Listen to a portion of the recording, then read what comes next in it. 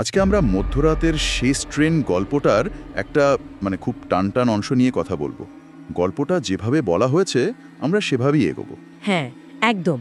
শুরুটা হচ্ছে বিমল নামের একজন ভদ্রলোক রাত 9:15টায় স্টেশনে পৌঁছেছেন, কিন্তু দিল্লির ট্রেনটা ধরতে পারলেন না। ঠিক মিনিট 5-এর জন্য মিস করলেন। হ্যাঁ, আর টিকিট কাউন্টারের লোকটা সে তো বেশ গাছাড়াভাবেই বলল ট্রেন চলে গেছে, কিন্তু একটা কথাও বলল যে রাত 10:30টায় আরেকটা আছে, শেষ ট্রেন। আর ওখানেই কিন্তু একটা হালকা ভয়ের ছোঁয়া দিল লোকটা, তাই না? একদম। বলল যে ওই শেষ ট্রেনের জার্নি নাকি সবসময় খুব একটা ভালো হয় না, একটা অস্পষ্ট ইঙ্গিত। কিন্তু বিমল সেটা পাত্তা দিলেন বলে মনে হলো না। বললেন, আচ্ছা, আগেও গেছেন উনি শেষ ট্রেনে, অসুবিধা নেই, এটাতেই যাবেন। তারপর উনি গেলেন ওয়েটিং রুমে, একদম ফাঁকা। এই ফাঁকা ওয়েটিং রুম রাতের বেলা, শুরুতেই একটা কেমন যেন পরিবেশ তৈরি হয়ে যায়, তাই না? উনি একটা ম্যাগাজিন নিয়ে পড়তে শুরু করলেন, কিন্তু সময় আর কাটে না। আর তখনই আসলে ওই দ্বিতীয় চরিত্রের প্রবেশ। রথিকান্ত দাস, বছর 40 বয়স, হাতে একটা কালো ব্যাগ। হ্যাঁ, এসে বসলেন ঠিক বিমলের উল্টো দিকে, সিগারেট ধরালেন। এই দেখা হওয়াটা, এখান থেকেই তো গল্পের মোড় ঘুরবে। কিছুক্ষণ কিন্তু বেশ চুপচাপ, ওই নীরবতাটাও যেন কিছু বলছে। শেষমেশ বিমলই কথা শুরু করলেন। তখন জানা গেল রথিকান্তবাবু দিল্লি যাচ্ছেন ছেলের কাছে। রিটায়ার করেছেন সম্প্রতি, আর একটা বেশ দুঃখের খবরও দিলেন। হ্যাঁ, বললেন ওনার স্ত্রী বছর 4 আগে একটা ট্রেন দুর্ঘটনায় মারা গেছেন। উফ। আচ্ছা, বিমলও নিজের পরিচয় দিলেন, বিমল হালদার। উনিও দিল্লি যাচ্ছেন। জানালেন পরিবারের স্ত্রী ছেলে মেয়ে আছে। অল্প সময়েই একটা সাধারণ আলাপ পরিচয় হয়ে গেল দুজনের মধ্যে, রথিকান্ত দাস আর বিমল হালদার। কিন্তু এই সাধারণ কথাবার্তার মধ্যেই ঘড়ির কাঁটা এগিয়ে গেল, রাত 10:25। আর তখনই কাউন্টারের সেই লোকটা এসে খবর দিল ট্রেন এসে গেছে, শেষ ট্রেন। ওরা দুজনে উঠলেন ট্রেনে। উঠে দেখলেন কামরাটা একদম ফাঁকা, পুরো ফাঁকা। হ্যাঁ, এই ব্যাপারটা কিন্তু একটু অদ্ভুত, তাই না?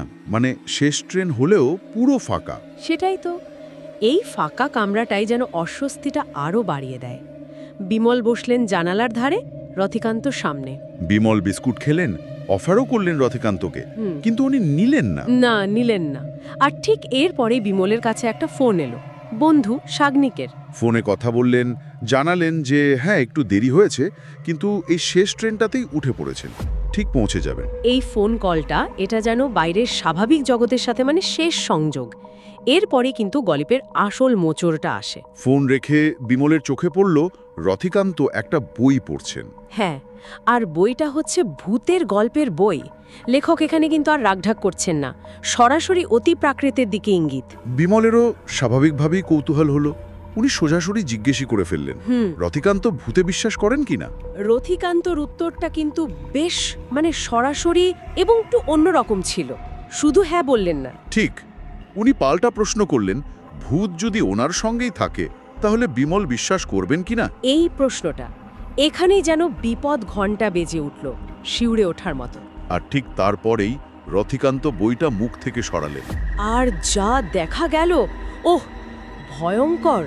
সারা মুখে রক্ত, থুতনির একটা অংশ থেতলানো, জামা কাপড়ের রক্তের দাগ। কি সাংঘাতিক! যে লোকটার সাথে এতক্ষণ স্বাভাবিক কথা হচ্ছিল, তার এই চেহারা। একদম। এই আকস্মিক ভোল বদলটাই তো হাড় হিম করে দেয়। বিমলের যা প্রতিক্রিয়া হওয়া স্বাভাবিক, তাই হলো। উনি ভয়ে চিৎকার করে সামনের অন্ধকার কামরার দিকে ছুটলেন, কিন্তু হোঁচট খেলেন। হ্যাঁ, পড়ে গেলেন। নিজের থুতনি ফেটে রক্ত বেরোতে লাগলো। আর ফোনের আলোয় যা দেখলেন সেটা আরও ভয়ানক। কি দেখলেন? পায়ের কাছে পড়ে আছে টিকিট কাউন্টারের সেই লোকটার মৃতদেহ, পচা অলা। যাকে কিছুক্ষণ আগে প্ল্যাটফর্মে দেখেছেন, যে ট্রেনের খবর দিল। হ্যাঁ, সেই লোকটা।